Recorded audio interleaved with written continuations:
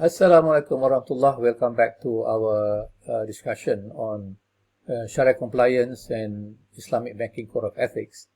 The question here is not a question actually, it is a recommendation that Islamic Bank can leverage on ILM AKHLAK to enhance the code of ethics. Earlier we were referring to the three elements of Shariah, which is the aqidah, the belief of the Muslim, and then the akhlaq, the behavior of the Muslim, and then the muamalat, this is the interaction of Muslim.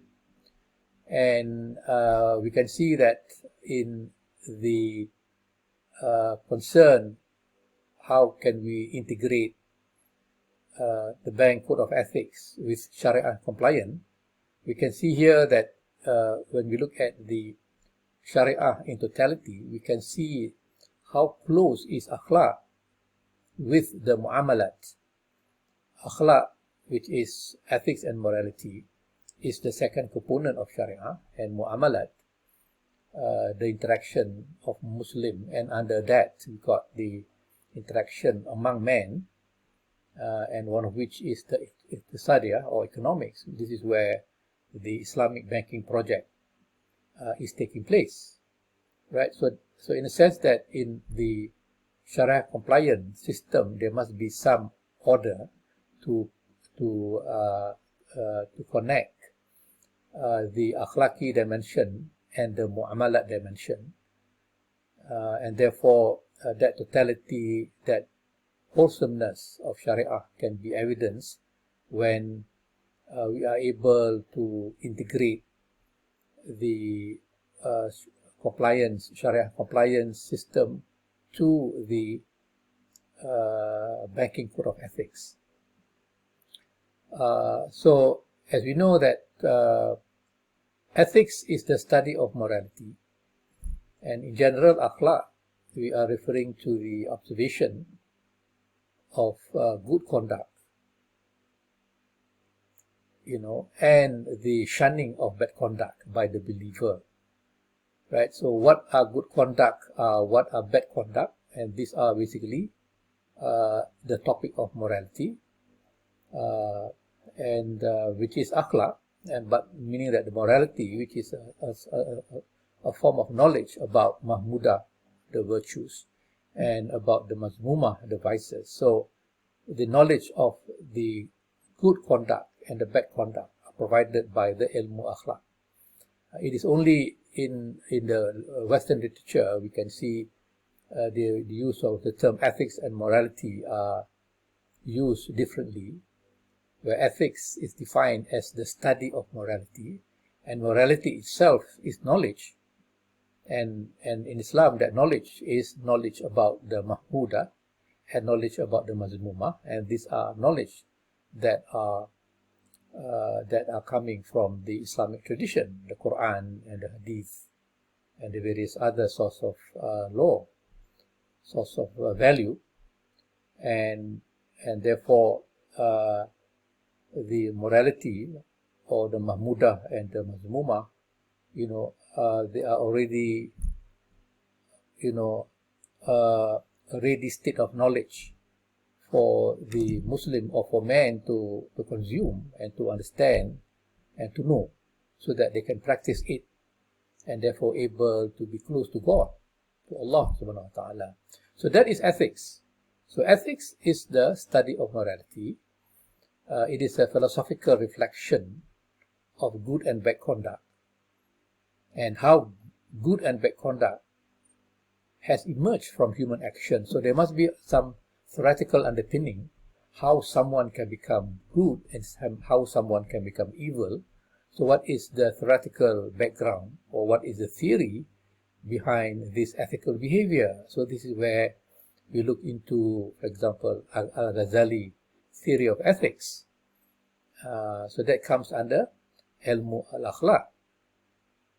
And of course, when we look at those traditions from the classical scholar, we can see that through practice and conscious effort of observing good and shunning good conduct and shunning bad conduct. so man can reach Allah. So this is again we talk about through the purification of the self, and therefore man will be able to abstain from the evil, and therefore able to be close to Allah. So that when it comes into the real practice, because the practice is, when we are looking at our situation, the practice is at the banking level. So at the banking level, we must be competent. There must be integrity, there must be fairness, confidentiality, objectivity in the running of the banking business. And how these 5 principles emerge, we can see that they can easily be explained by the Mahmudah trait or Mahmudah character of Kana'ah, for example, contentment, Wara', piety, Sabar, fortitude, Syarja'ah, courage, Ihtimal, endurance, Hikmah, wisdom, Yaqeen, faith, Karam, generosity. And when we are in that state of Mahmudah, certainly we will be able to amplify this value of competence, integrity, fairness, confidentiality, and objectivity, right? And so this is how later on we can go into Al-Ghazali theory of ethics, and we can look at the Mahmudah more closer. And at the same time, when we look at the Mazmumah, gluttony, Sharah, greed, hirs, wickedness, khutub, and jealousy, hasad, enmity, adawa, baghda, hatred, takabur, pride, then istikhlaf, contempt, shawat az-zulum, love of aggrandizement. These are all, attributes of the bad conduct.